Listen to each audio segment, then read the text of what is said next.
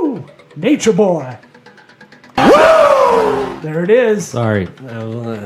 You didn't have the drops the whole episode with our guy Arthur We had to do it ourselves. Petropolis. You did it. Say it Petropolis. Petrodopoulos. No, you say it right. Dude, you did the Webster guy's name before we got on. I said Papadopoulos. Yeah, but it messed my brain up. Hey, this is Sweat Equity Podcast and Streaming Show, the #1 comedy business podcast in the world. Entrepreneurial advice, real raw dog talk. Petropolis, right? Petropolis, yes. I wasn't going to just let that go. Do you like mergers, acquisitions? Are you a small business owner dreaming about selling your business? This is a good one to listen to, and we're definitely having him back on. I like that guy. Me too. Yeah, listen to us on iTunes, Apple Podcasts, Spotify, Google Podcasts, Amazon Music. Hey, share it. Share the fuck out of the show. Please. Just do it. Just do it. I'm going to say it sincerely. It's like a begging. This is a good show. He gave us a compliment at the end. Guys, listen all the way to the end. Listen all the way to the end. He'll tell us how good we are. I'm going to cut that clip. I'm going to cut that clip and send it to my parents. Make an ad out of that and put it out. Yeah, send it to our parents. Yes. Hey, we're not failing. This episode is sponsored by Squarespace, all-in-one CMS website builder for your brand or your e-commerce business. Hit up the link in the episode description. I thought you were going to say Webster Builder. The Webster Builder with a little dumbwaiter action if you want it. Ooh. And if you call your mom ma'am, this is the website builder for you. Hit the link in the episode description. You get the hookup. We get the hookup. Holler if you hear me. Our other 3 sponsors are CallRail, call tracking for your website. Get some call swap numbers going on. Bigly Sales, CRM plus marketing outreach, and LinkedIn Premium, 2 months free. If you hit the description link, holler if you hear me. Make them say, hotty toddy. It's called Sweat Equity.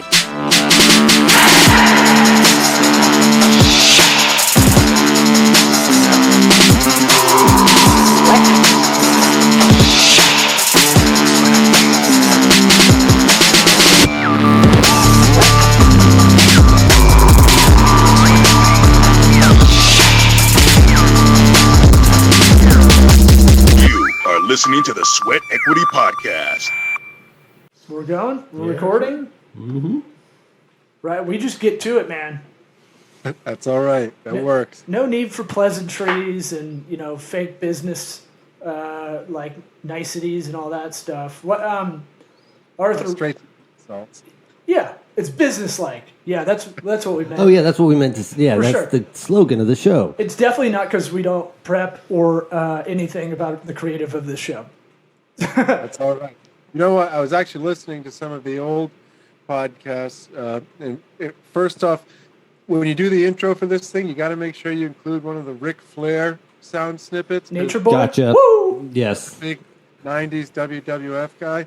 And then, secondly, I think one of the podcasts I listened to, the guest never showed up. So we're already starting off at a pretty good point here. Mm-hmm. So. Yeah, we were pretty sour about that one. So that actually was going to be the first question. I forget to ask that one. Did you listen? And what did you think? But it seems like a lot of people come on the show. Just, did you listen? We got it. Yes. No, did you think, Bart? Whatever. Always, we don't have to. I'm always surprised. I always, if I get asked to be on a podcast, I always try to listen to it. It's not like it's that hard to just for a couple of minutes see what it's about while I'm folding laundry, or something cool like that. Yeah. But Arthur, why don't you tell our audience where they can find you? Any plugs? We'll put them in the description of this episode. But we always let the guests do their own intro because lack of prep. I appreciate that. So my name's Arthur Petropolis. I'm the managing partner at Hillview Partners. We're a middle market, lower middle market, mergers and acquisitions, and capital advisory firm. We help companies sell themselves. We help companies secure capital. We like privately held businesses, family entrepreneurs, smaller investment group-owned companies, typically generating $400,000 to $4 million a year pre-tax profit. So our website, hillviewps.com. You can find me, type in Arthur Petropolis on YouTube. I have an upstart Twitter with not many followers, but some good content there, and putting out videos couple times a week on LinkedIn as well. So we want to be the most present, marginally boring, but helpful content to the audience. So I appreciate that. Well, I was saying to Eric right before the mics heated up, this is maybe the most professional bio we've been sent. And we were like, he could be firing this booking agency for coming on our lowly dick joke business show. Yeah. But I found out you're from Rhode Island. It's all good. Well, I'm from Rhode Island. Any connection? Nope. I thought you had something because I was like, No. yeah, take it away, buddy. I know it's a tiny state. That's all right. Yes, I grew up. You could tell from the bad Rhode Island accent, but I'm a Providence native. Spent about a decade in New York. Now back to Rhode Island. So travel anywhere I can go to get a bad accent. So yeah, good. I take all my facts from Family Guy. I think that's about all I got. All your Rhode Island knowledge. Yeah, my mother's a very sweet woman, but her accent in Lois is almost identical. Really? I think I'd like to hear that. Yeah, can you do that impression? Or call her? Trying to be geographically agnostic in my accent, but I can't. Yeah, I can't hear any. I didn't pick up an accent. I don't hear to be any honest. accent, honestly. You sound like Okay. every kind of CEO. Very polished, I would say. Not like a news reporter, That's a little like today's news. That's a weird fake thing that that's just a happened weird over cadence. time. Yeah, I don't know why they decided that's how you do the news Yeah. tonight. What we got to ask every guest that comes on for the first time, as you know, because you listened. Although we listened to one without a guest, so. Oh, that's true. I had a few more. Oh, really? Okay. And by the way, Ric Flair lives in our neighborhood. He's down here doing way. as many appearances. Right. To He is milking that dry, buddy. because he's got 4 ex-wives. I heard him on Rogan talking about it, and he's like, I made like $2 million a year to my exes. God. You're like, you're 80, and you're still doling it out, man. One of them's pregnant. Woo, nature boy. Woo. Arthur, what advice would you give your 13-year-old self? You know what? I would say 2 things. One, just don't listen to the noise. So I would say figure out what it is that you want to do and just relentlessly pursue it, because at the end of the day, there's almost nothing you can do for 20 years and not be good at. So if you combine that with something that you really want to do, you'll actually be good at it. And then the second thing I would say is that, I said it in the last podcast I did, the beginning of things and the end of things, there's a lot of celebration, right? Starting companies, selling companies, but there's an awful lot in between that's just kind of, you're Don Quixote chasing windmills in the dark. And so I say it's going to be you and God, so you better find your God.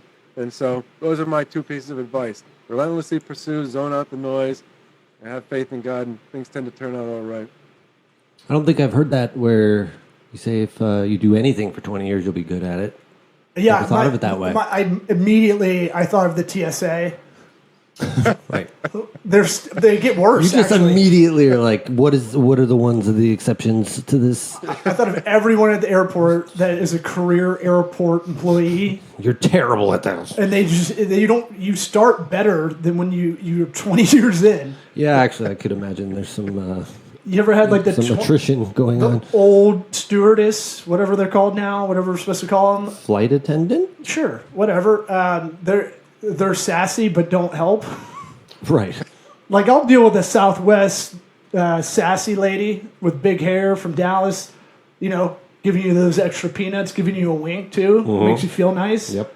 Like you got something. Still got it. She'll do a joke on the intercom that's not really funny, and everyone laughs, and then I die a little bit on the inside Yeah. because she's murdering in this Right. in this tube. Laughing at that? So you're basically the way I was kind of going through your bio. You're coming in to help people through an awfully difficult transition. It sounds like. Is that fair to say? Are you you're working in the SMB market? It sounds like, but you had a corporate background.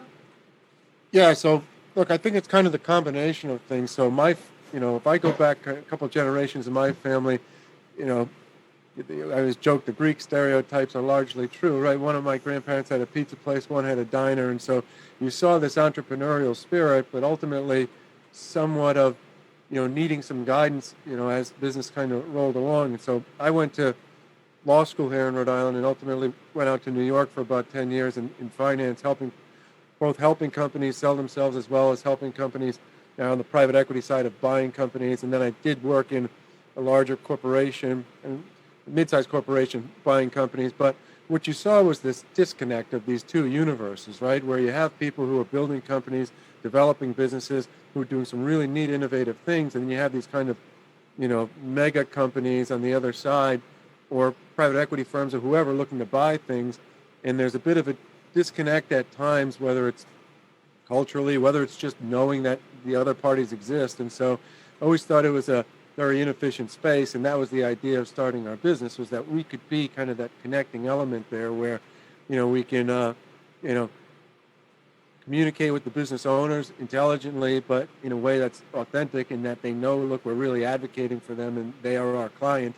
But at the same time, we speak the language of, the private equity and the corporate development world. So in many ways, it's that Sherpa up the mountain, right? So you're right. It's a lot of emotion that goes into it. It's a lot of, years of dedication, and it's picking their head up and saying, okay, what's the larger strategic objective here? And how do we even kind of penetrate that field, if you will? And how do we know we're going to get the right outcome and not get taken advantage of? And so that's kind of where we come, always representing the client in that conversation. And so I always joke is you have to be able to, have the Ric Flair conversations and then talk about private equity firms, right? But, you deal with a pretty broad spectrum on both sides of the equation, and that's what we like to do. Yeah, it sounds similar in my head. I'm trying to get a metaphor for those listening. In my head, it went to sports agent. Because those two worlds are really kind of disconnected, honestly. Like, because the leagues are so professional now and so bigwig and a lot of money. And then you got these kids that are, let's face it, they don't know a lot about any of the financials, any of that. And you have an agent that has to be the go-between. Yeah, I think that's a good it's a good analogy, because we're not always selling against other people that do our job. The biggest thing we're trying to advocate for people is that they should not be pursuing this on an unrepresented basis, because, you wouldn't sell your house without a broker. People don't even want to sell their car themselves, but oftentimes these businesses that are generating millions of dollars a year sell unrepresented to an unsolicited offer that comes in, just because they don't really know how to feel the market out. They don't even know, to some degree, that there are people like us that represent them at this size of company. So that's what we're oftentimes advocating against is, hey, look, bring in a professional, because the result's going to be that much better, and whatever our fee is going to be, whether they use us or someone else, is going to be a fraction of the incremental value created. So you're right, and I think that's a good way of saying it. The agent is a party that they don't even know at times what they don't know, and that's the dangerous part that you need to solve for. Yeah, the small business owner, and they're oftentimes, in my experience, just hearing from men in your position, the small business owner that works its way up, the founder usually, that Sure. we this last episode we talked a lot about succession planning in the show Succession. Did you finish it? The show? Yeah. No, I didn't listen to the last 5 minutes. Oh, good work. The show Succession. Yeah. I thought you meant our show. Oh, no. You zoned out like 5 minutes in. You were... Yeah. Yeah. You had Zika. It's okay. It's one of those things where I was just talking to someone about this. Founders I stopped trying to pitch when they're on a retainer with me. I stopped trying to pitch a rebrand or refresh of their brand, because they're very tied to it, because they usually made it. Even though analytically they might go, I know it's a little ugly, but it works. And you're like, this actually hurts both of us. This hurts my performance to help you, and this hurts your business. I feel like, I just came up with a new title for you, Arthur. Power Business Agent. I like that. Okay. Yeah. Throwing it out there. Let's see if it sticks. We'll put it in the episode description. Or Business Power Agent. We'll workshop it. I feel like a lot of people a lot of founders, a lot of people that came up with the small business, they're very emotionally tied to it. That's their baby. For a lot of men, work is their life, right? And so trying to exit, I've heard this from the acquisition side, actually. I'm working with some PE firms, some VC firms, and they've told me there's a lot of way more emotional attachment than I would have thought. With now, this is under 4 million kind of companies that they're buying, but they don't have someone as a go-between like yourself. Sure. So you're coming in for both sides to kind of maximize a little bit. So the companies are our clients. We're always representing the people that are either selling or seeking capital, but irrespective of that, you're still kind of being the interface. And to your point, look, it's always this battle of there's a deference you have to pay because, again, these are the people that were in the trenches in those dark days, like when no one had any love for what they were doing, building the company. And so when they come out the other side of that, there's an earned amount of pride that comes with it. But at the same time, it's, we always try to characterize it.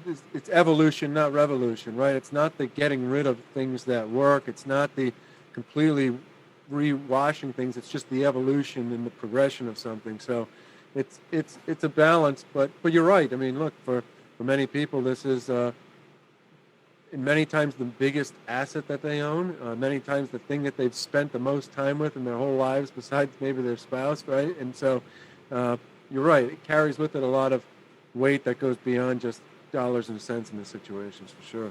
Yeah, we built in a lot of language, and I helped with this to preserve legacy for the acquisitions they're doing, because it's a strange thing. What does that mean? That they're going to carry on the brand, probably for a little bit, but they're telling them they're going to keep it going for a long time. Look, Warren Buffett's made, in Berkshire Hathaway, almost all of their acquisitions for situations like that, where they said, look, we don't want this thing getting just absorbed into some other company and changing the brand. So, no, there's value to it, for sure. Yeah. The relationships these owners have if it's a local services especially, that's a little bit different than a product company where they might be more to their vendors and employees. Just wanted to clarify. It's the brand, basically, not you got to give Uncle Earl a job until he dies, sort of thing. Yeah, well, Uncle Earl, he might get cut, but as soon as the acquisition happens, because the way you said Uncle Earl sounds like he doesn't do shit. No, fucking guy. He's so lazy, bro. He's head of security now. So lazy. At the booth outside. Robbed 5 times. There's you know what? We always say there's multiple variables. I think oftentimes when people think of business exits, they only think of one thing, and it's a $1 amount, right? But that's only part of the equation. And so it's what does the structure of that look like? Is it all up front? How much of it's over time? What are the contingencies to the part that's over time? And then what is the transition for ownership? And then to your guys' point, what's the stakeholders and legacy considerations too? And there's some companies where there's more concern for that than others. There's some where it's similar for employees, similar for transition periods. Every situation's unique. I think it's just important on the front end to kind of quantify and qualify all those things so that when we're going out finding offers for companies, we're making sure that they kind of tick the right boxes. Do you find yourself as a pseudo psychologist navigating through these?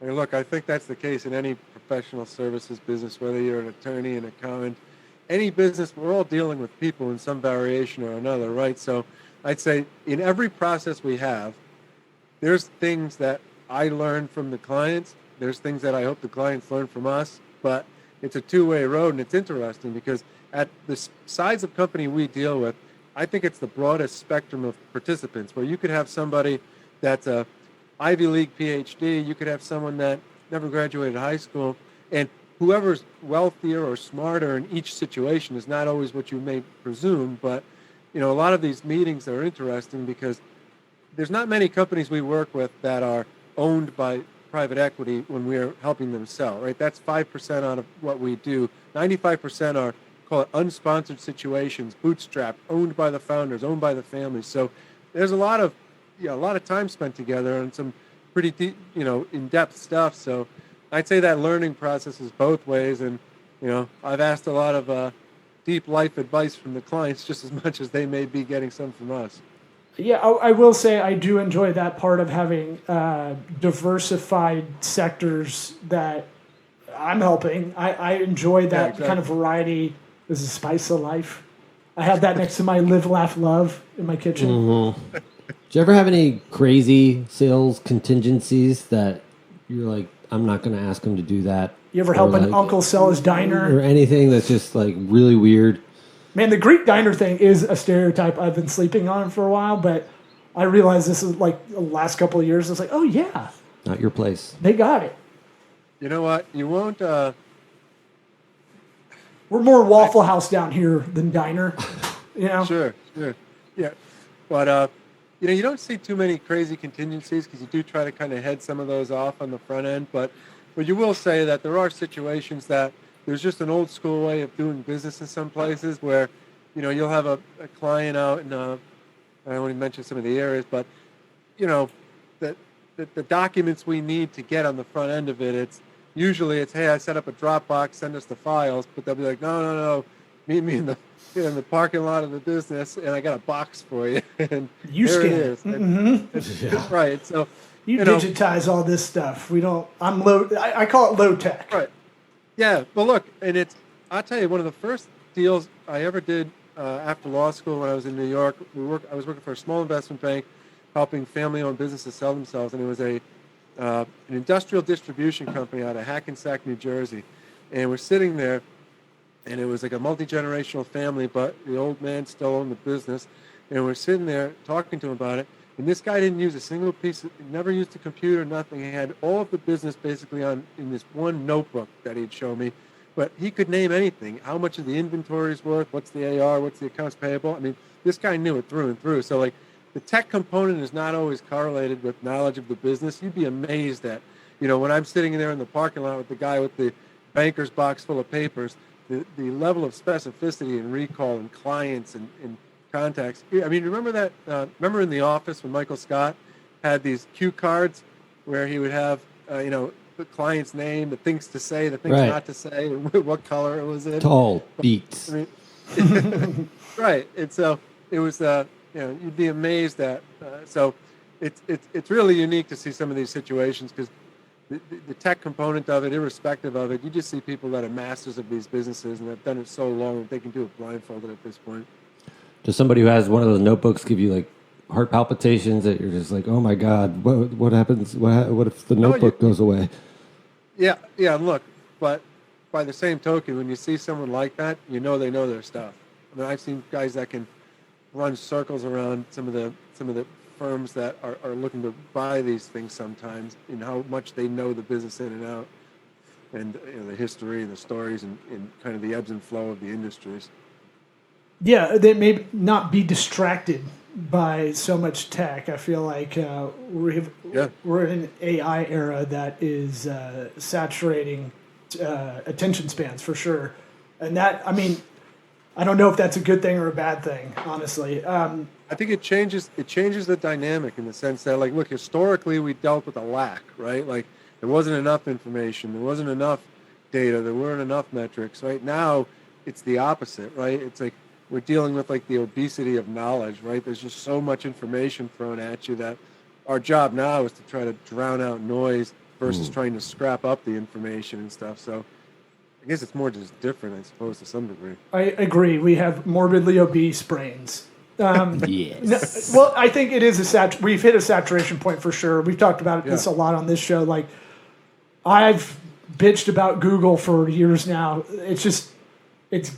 You look for information, you can't find it, so these other things pop up. And just like you kind of began with your intro, you saw a need and fulfilled it, right? There is, you're helping these small businesses work out the deal and get the most value. On the other side, you're making it efficient for the buyer on their side, which ultimately probably saves a couple bucks, so it doesn't drag on.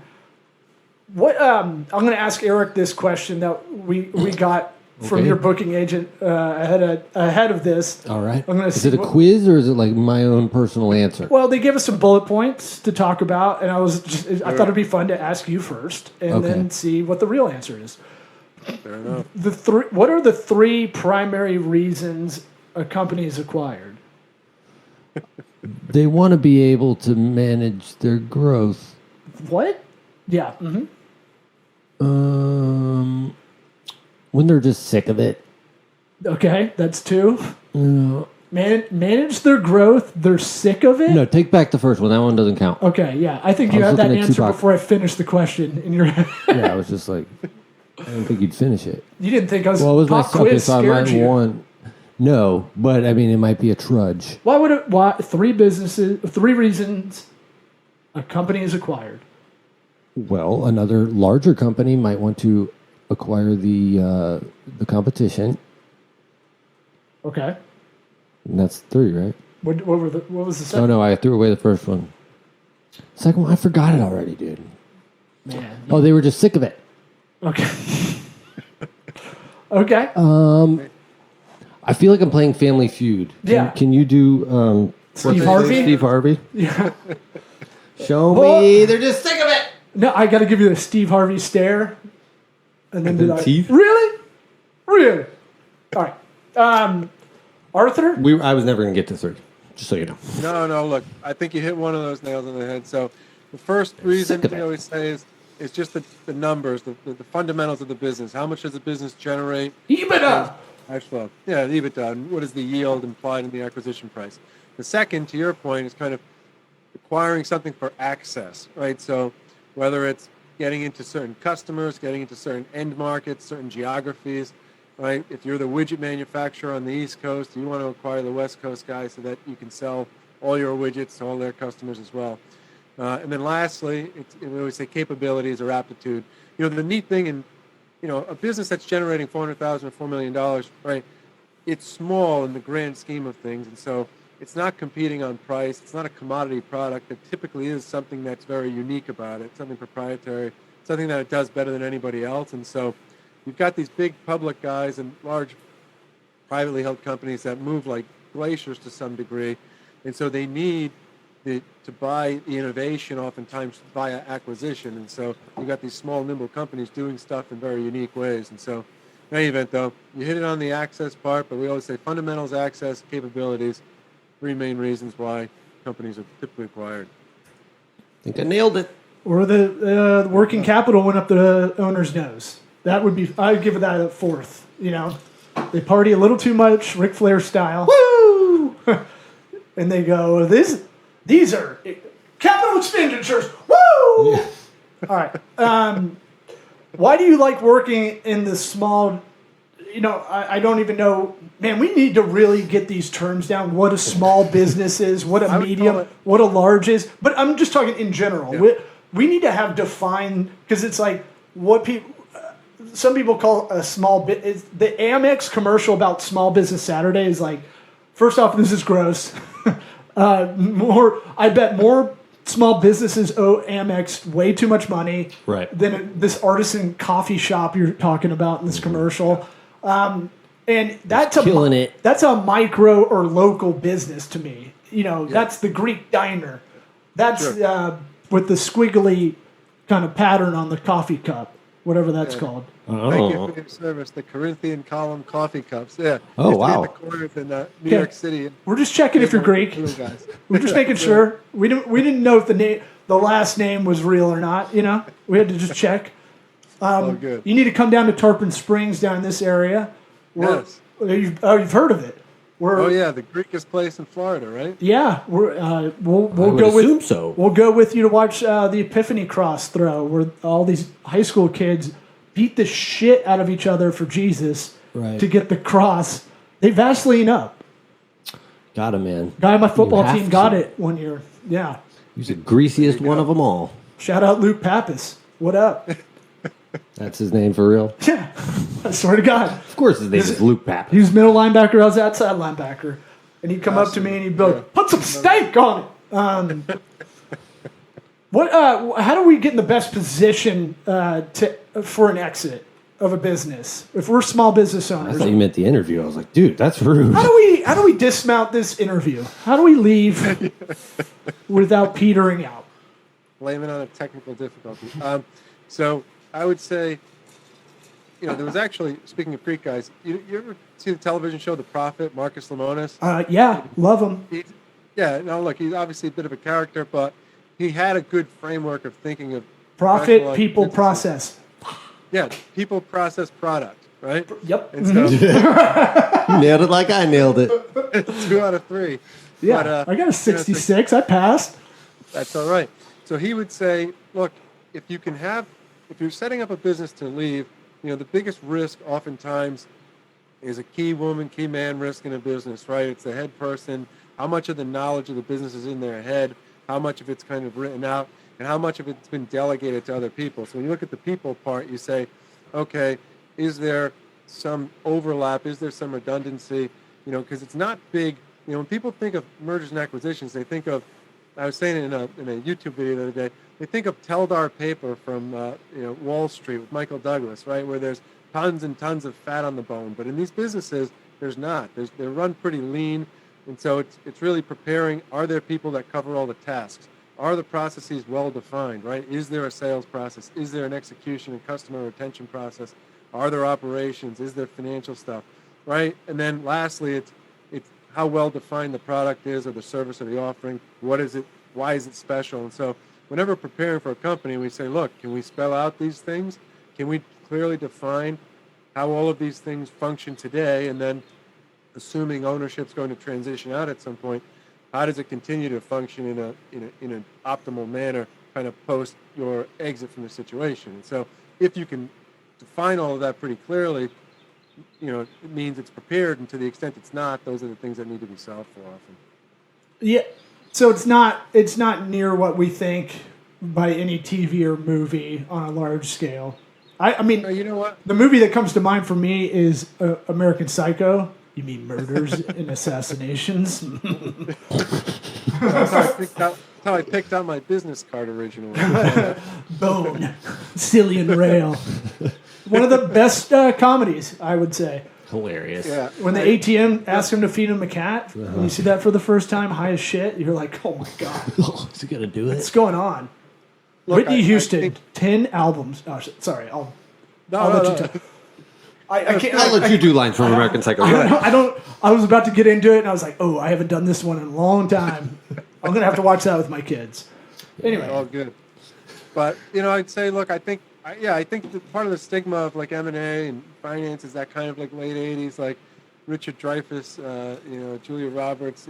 Hey, I buy companies and I break them into pieces. And I think there was a time in corporate America where things were somewhat inefficient, but you had that whole wave of Henry Kravis and Carl Icahn and all of that. Mike Milken might kind of come in and I think break down a lot of these businesses and make things more efficient. And so the world that we live in today is, the public company is much bigger than it used to be. Right? I mean, even if you just think of banks, right? Like if you looked at like J.P. Morgan Chase and you saw how many different banks that it gobbled up over the last 50 years, I mean, it's outrageous. And so corporations have done the same thing. You've got very large companies. You've got a lot of kind of neat middle market and lower middle market companies, and there's a bit of a chasm in some instances. And so it's much more about kind of filling the gaps for the larger companies oftentimes, or for portfolio companies of private equity firms, kind of building out capabilities. And so the emphasis is a lot more on the aptitude and the access and the people than it is historically on kind of the financial engineering and trimming the fat and stuff like that. I think a lot of that lemon's been squeezed over the last 30 years, and now it's much more about efficiencies and I think being competitive on a global landscape. do you believe we are in the era of corporate consolidation? Speaking of the banks, I just saw something from I want to say US Facts on Instagram. They just throw up charts. It was showing how many visual capitalization Instagram, and it was showing how many different banks there were like 30 years ago, and now it's like they were all kind of funneled under the big ones. Right. I mean, look, I think it's a tough balance because it depends on your kind of perspective of the global economy, if you will, right? Like, are smaller businesses more kind of in the competitive nature of like what you'd think of as like the Adam Smith kind of free market, laissez-faire, more libertarian. Invisible But that's hand. pretty- Yeah. Yeah, exactly. Right. I think so. I to knew some that degree. too. You didn't know But that shit. when you think of the global economy and the necessity to compete with, kind of state-run industry or state-subsidized industry in like China or something, it's almost impossible not to have humongous companies because, again, it's that differentiator of industry where if it's an industry based on just pure commodity cost or pure pricing power, it's really difficult to be a medium-sized, commodity manufacturer in the States, and that's why largely that's vanished. So I think that, and I see it with kind of some of these mergers and acquisitions that that the governments are trying to intervene on, whether it's like Microsoft or it was Activision and Blizzard, or, you see them interject somewhat oddly to say like, why does it matter in this industry but not that industry? And so I think that that's a much deeper conversation as to whether the government really knows what it actually wants. Ooh, or that's a something tease. you want to, You just want a second date, sir. We got to get you back on. Yeah, but I didn't even know about the video game production companies of Blizzard. Right. And what was the other one? Activision. I thought it was Activision Blizzard that there was they wanted to combine, but then there was someone stepped in as like whether it's fair trade, and so you get these real warpings though of capitalism, because then what happens is, so like let's say in the venture capital world where they've backed a lot of like newer video game businesses, right? If they feel like there's not an off taker for those in a public company, like they feel some of that M&A is going to get held up. Now all of a sudden they're for big business, right? But if they want protections against the pricing power and they want to only protect small businesses. So I think it's the unfortunate thing is when I was in law school, one saying that stuck out of my mind was that like good facts make for bad law, right? Where the law would kind of warp around the facts and circumstances just to try to do the right thing.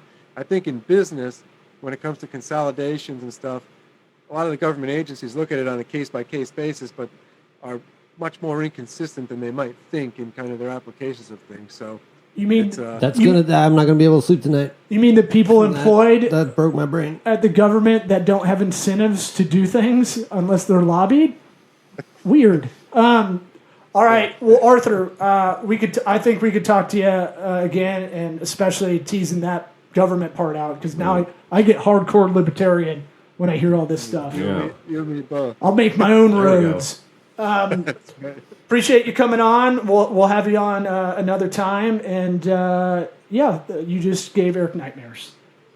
No, that's all right. Bad facts. Bad facts. You and I will be sleeping just as little.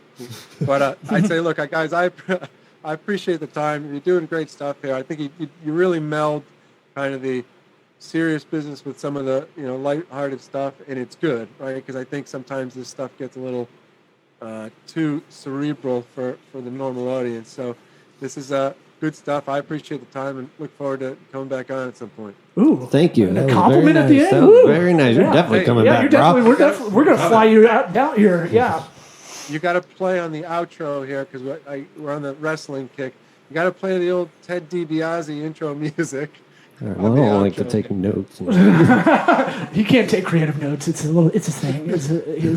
We'll see if I remember. If I remember. That's all right. Yeah. That works. All right. Enjoy, Well, guys. I appreciate it. appreciate you coming on, Nature Boy. Woo! Be well, gents. Take care. Thanks.